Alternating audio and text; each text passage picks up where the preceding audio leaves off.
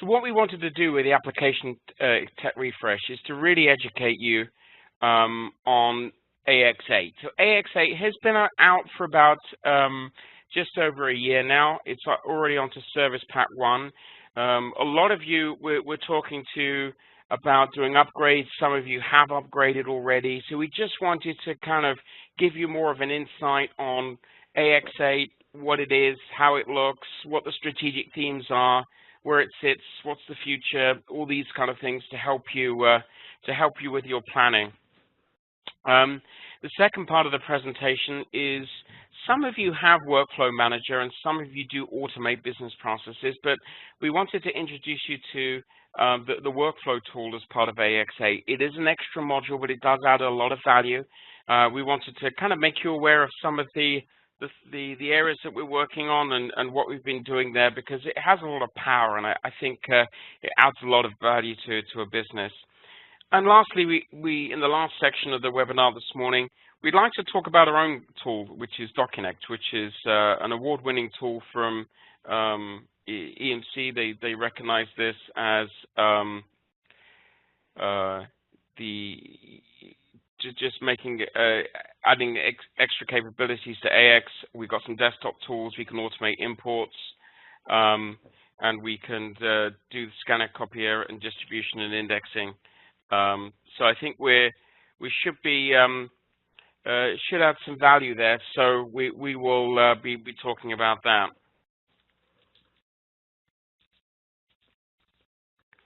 So let's start by going into an overview of AX 8.1 Service Pack 1. That is the latest version. So some of you may have 8, but 8.1 Service Pack 1 is the absolute latest. You may well be aware that EMC sold the intellectual property of all their document management products, including ApplicationXtender, to OpenText recently. This was done a few months ago. You know, a lot of you have had ApplicationXtender for a while, and you know, this is not your first time that you've had a new parent, so to speak. It's we went from ODG to Legato to Documentum to EMC, but I really feel that the home at OpenText is a good place for ApplicationXtender to be. OpenText is a multi-billion-dollar company that's is a software company that is focused on document management and really likes ApplicationXtender and kind of sees a real good home for it. So I think it's early days. We're transitioning. It's going through the process. So we'll let you know as we know information. But what we're seeing is extremely positive. ApplicationXtender as a historical solution has really sat in state and local governments, credit unions and banks and healthcare clinics and hospitals. So those are the three main areas. And, obviously capturing, managing, search and retrieval, but also with workflow, getting the process and communicate side of document management as well. And we'll talk a little bit about that as the presentation unfolds. So wanted to talk a little bit about the strategic themes for 8.1. This is something that OpenText product management released, and it's really 4 main areas. So usability, governance, extensibility, and enterprise readiness. So on the usability side, obviously with AX8, we saw a UI refresh. So we'll talk a lot about that today as we go through the presentation. Ease of administration and remote management, that's something that was definitely needed and is really improved in 8. Extensibility, improved performance, just coming out with something they call a RESTful API, which is a modern API that makes it easier to integrate AX into your organization. And enterprise readiness, they're really extending the capabilities of AX into the enterprise with support for different authentication engines. And I think you'll really see that expand as their roadmap unfolds. So let's start with usability. AX8 has a cross-platform UI. What does that mean? It really is browser independent. Obviously, the IT folks on the phone today have struggled with the the different browser compatibility issues with the ActiveX controls. Rolling that out is different. You know, Windows 10 with the new versions of the browsers are often not supporting plugins, so they just did away with the ActiveX control and did a next generation HTML5 viewer, which removed the plugin. So the UI is now available on Google Chrome, Internet Explorer, Microsoft Edge, Apple Safari, and Mozilla Firefox. So you've got full browser independence there. It's got intuitive navigation and improved data grid. So the UI has really expanded a little bit in certain areas, and you'll see that as we go through the presentation. Governance.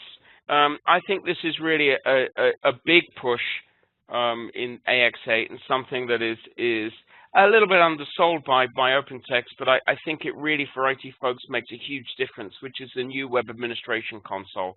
So that is definitely something that improves session handling and reporting, more monitoring, and a slight change in the license management. Not huge improvements there, but there will be some improvements with the reporting as we move down the roadmap. Extensibility, resource-driven API. So this is the REST API. So those of you who really want to extend the capabilities or integrate AX into your other enterprise applications, the REST API is a modern, highly scalable way of doing that. And enterprise readiness. So there were some AX7 and below. There were some legacy COM components for the ActiveX control and things. 8 is a pure .NET-based engine and web technology. So it's a pure play technology. It's refreshed.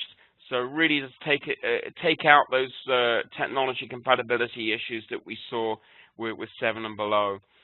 Single sign-on support. That's single sign-on engines. A lot of people using Active Directory integration. So I think that is something that you can continue to use. But if you use other single sign-on engines, there are support for those. HTML5 viewer, mobile workflow for forms, and so there's more mobile play there. The strategy of OpenText is not to provide apps, but to make the UI responsive and app aware. So you can see elements of that in the screenshots, and I'll point those out. And just more OS, application server, and database certifications. So that's something that they'll continue to do. So let's start with the administration. Now, when you, as you sit and look at your administrative applications in AX7 and below today, you've got AppGen, you've got Access Administrator, you've got the User Profile Manager, so you've got all these different tools. They're client-based. So this is the UI now is actually web-based, and it wraps up all those tools into one interface.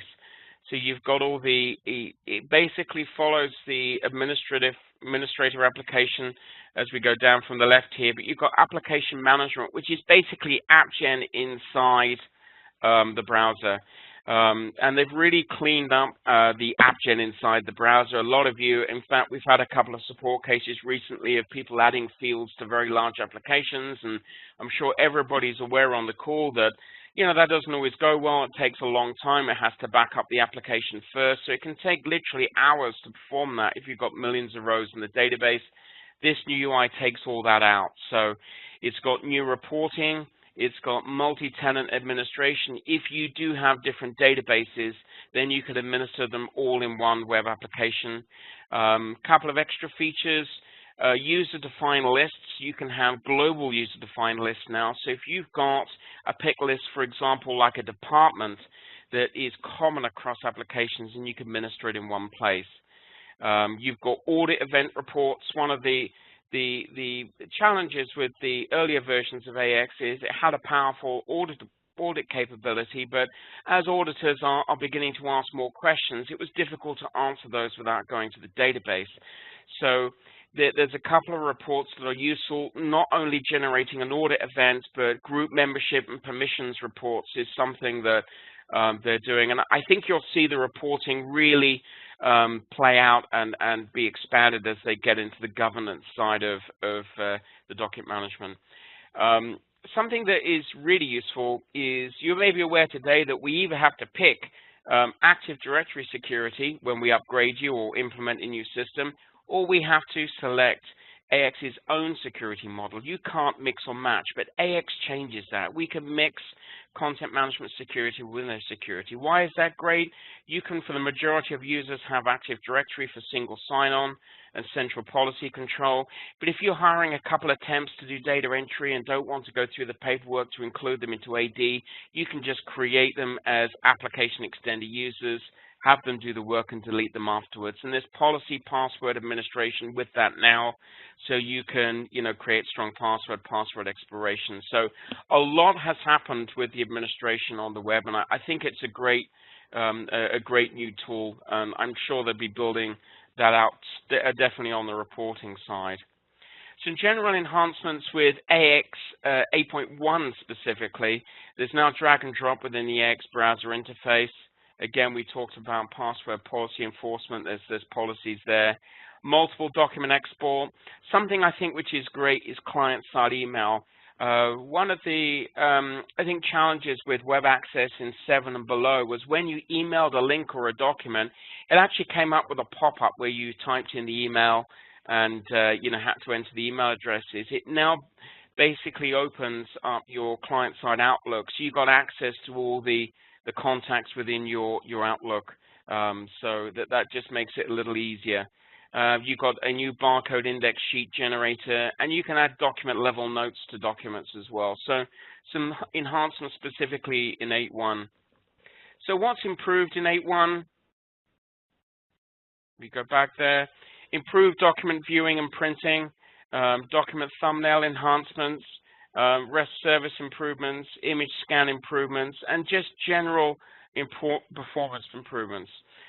One thing I will say about AX 8.1, the ActiveX control was great because it allowed you to view images and documents in their native format, but there were some challenges of that. It's very difficult to roll out. New browsers didn't support plugins, so there's some real challenges.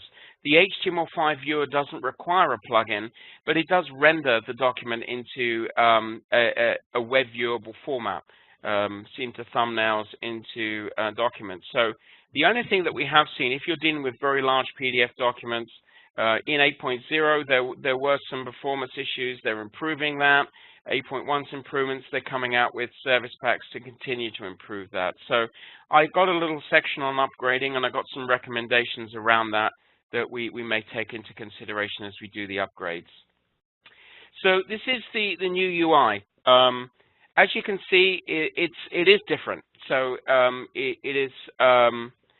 I think it's a lot more intuitive. Why? Because you've got the whole navigation menu on the left. We can access recently used queries and your applications, and you've got the main view on the right. So there's no more clicking in menus or screens changing. It actually is kind of what you want to do on the left, and it displays on the right. So it's one of the things that we talk about in the upgrade considerations is just possible retraining depending on how your users take to technology.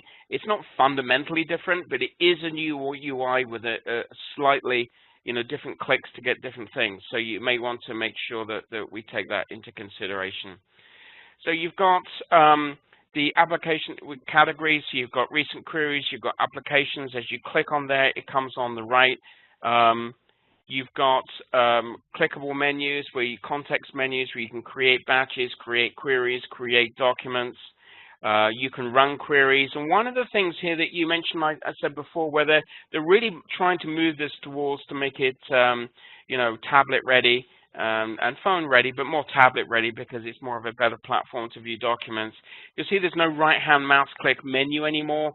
There's a drop-down menu. So that's obviously because tablets and devices don't support right-hand mouse click controls, but you can click on that with your finger if you had a touch screen and perform the same operation. So again, strategically, they will roll out more responsive UI to make it more tablet ready. But it can be used on a tablet now because, of course, there's no plugin or ActiveX control. So that's something that is that's something that you can consider as you roll out to your enterprise, that you may want to use it on a tablet and make that available to users. You can obviously submit workflows, and there's a context menu. Whether you want to do quick actions, open, you can email, you can print, delete, index, depending on your permissions, of course.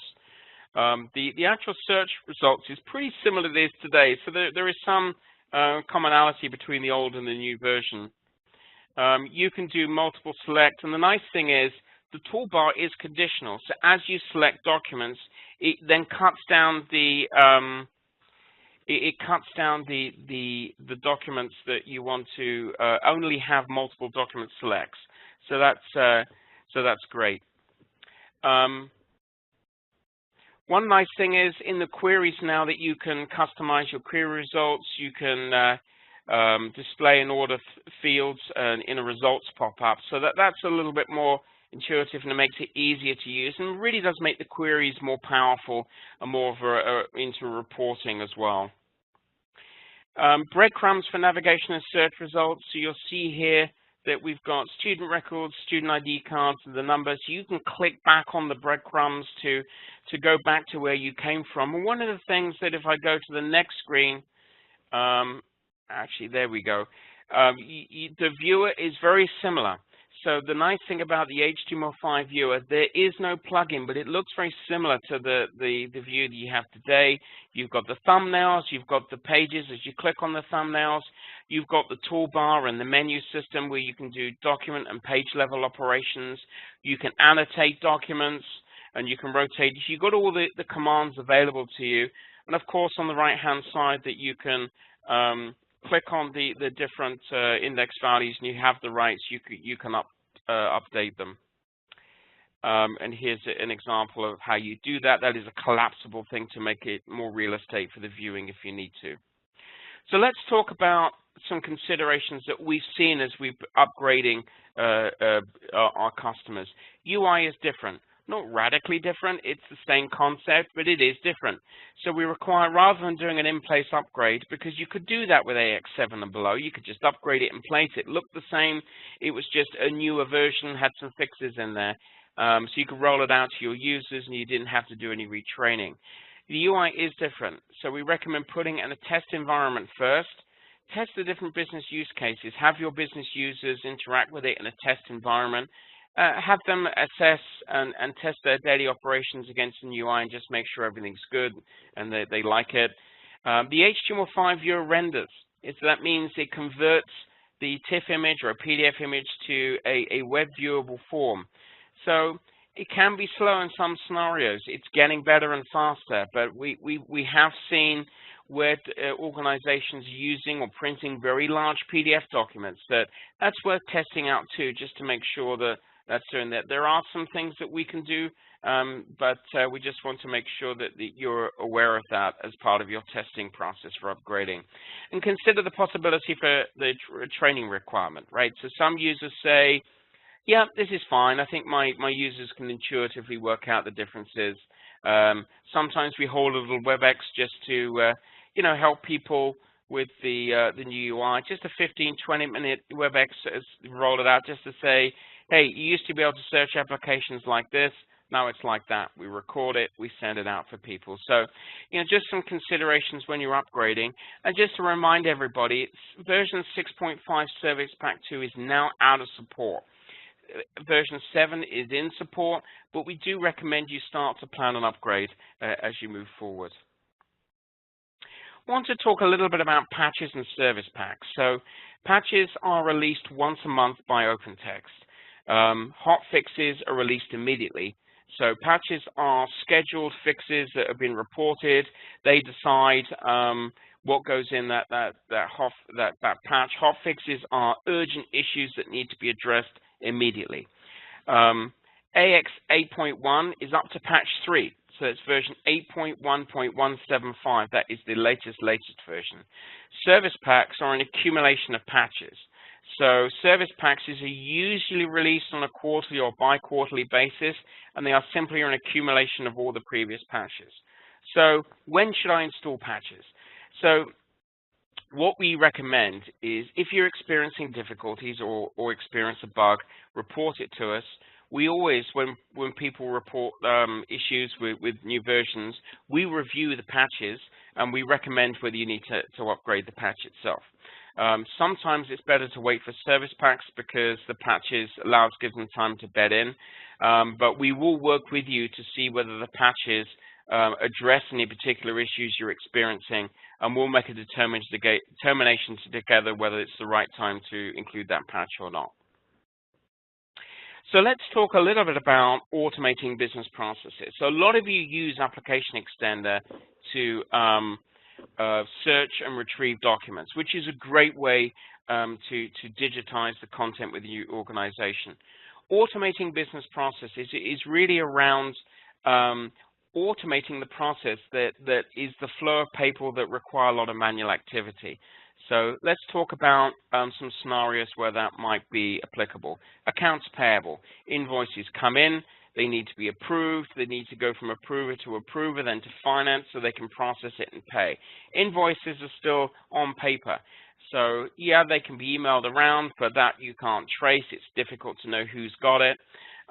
You can, print it out and put it on people's desks, but that's, just a flow of paper. So really, the problem is, if you don't automate these business processes, then digitizing becomes after the fact. You still have to then process it and then digitize it at the end. Workflow allows you to digitize invoices and documents or whatever workflow process that you're doing as they come into the organization right at the point that they come into the organization.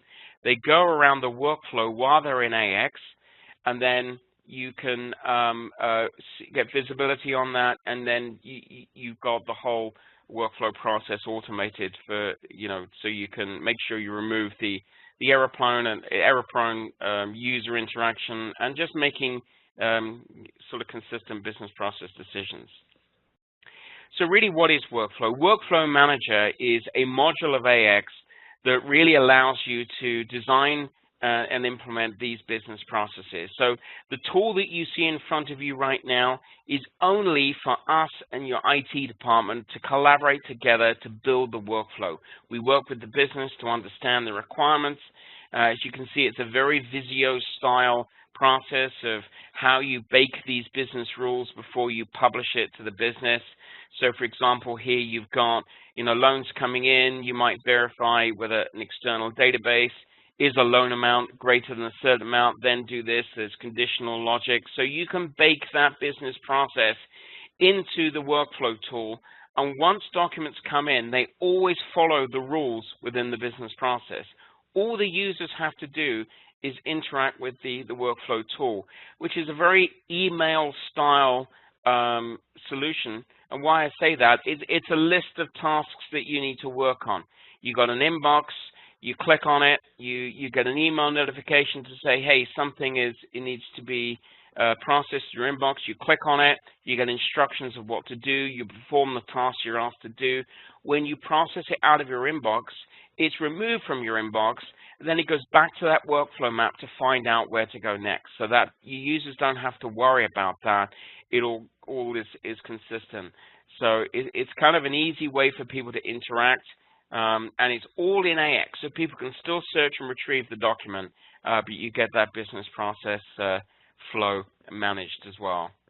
So from a management point of view, this is where the power of workflow really kicks in, because you get a management dashboard that you can say, where are my documents? One of the challenges of, let's say, an invoice processing, approval processing is, where are my documents? How do I make sure I identify where my bottlenecks are?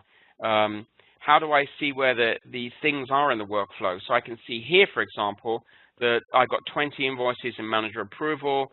I've got sort of different graphs and reports that I can run, and I can drill down into particular activities to really find out and track where documents are within the workflow process. So I got dashboards, I got reports, and I got something called customized KPIs. That's called key performance indicators. What that does is, if managers say, I would like to know how long the average time it takes for my employees to work on an invoice, then you can put a little start and end key performance indicator and run reports on that to say, on average, my employees take 7 days to approve an invoice. That may be too much, maybe not, but it gives you an indication of where the bottlenecks are so you can process them accordingly. as I say, Workflow Manager is a great way to make the digitized content come alive and really process the workflow to a consistent set of rules. And really, if you're looking at a compliant process, it's the only way to do it. So now, in the last part of the presentation, I'd like to introduce you to DocuNECT, which is Portford's own tool. It's been around for a while. Many of our existing customers already use the capabilities of DocuNECT to extend the AX. So DocuNECT is an electronic document capture and processing distribution solution. It sits side by side with a Kofax or a Captiva. They're designed for mailroom scanning, so you set up large scanners, you process paper. DocuNECT is distributed capture. What it's really designed to do is capture different types of content from users' desktops, from scanning network-enabled scanners, from third-party vendors, from email servers, from file locations, from secure FTPs, and then process that content using business rules to extract the data. You can approve it and get an interface to do that, and then we put it somewhere. So obviously, in the context of you having AX, we can put the documents and the data in ApplicationXtender. We can also put the data to other locations as well if you need it. So it's really around the process of electronic capture. So let's dig into this a little bit. We can capture documents from the desktop. We have a virtual print driver. You see yesterday's website there. I've just printed this website into ApplicationXtender. When you print to DocuNECT, it comes up with a little indexing wizard that you can enter the index values, do database lookups, and really process the content before you put it in. The virtual print driver works with any print-enabled application. It's a great way to quickly get reports, quickly get screenshots from external websites or business applications that have documents locked in there that you want to put into AX. We have a desktop capture tool that allows you to grab documents from your desktop and put them in to AX. You can drag and drop from Outlook. It's integrated with Microsoft Office. You can upload directly from the Office products. So we've got a set of tools to really capture electronic documents from the desktop. We can automate import as well, and a lot of people use this. So they'll use DocuNECT to monitor email accounts, to add an additional way to capture documents from electronically. From secure FTP locations, if you've got external vendors that are providing documents back to you, if your statement processor or something like that, then we can integrate with that and bring those in. So it's really sweeping all these electronically distributed locations and putting them into AX. If you use index image import, we can add to that, and the advantage of doing it through DocuNECT is we audit it, we process the errors, we monitor things a little bit better. So you can really use DocuNECT to automate the index image imports, deal with errors, audit it, and put it into ApplicationXtender. DocuSign packages, for example, is a way that we can, if you use DocuSign to sign documents, we can bring those in. So there's a whole host of ways to bring electronic content into the system. So you've got Kofax or Captiva to scan. This opens up a whole different channels and an on-ramp to ApplicationXtender. And this is something that is really very popular. A lot of you have invested quite a lot in scanner copiers.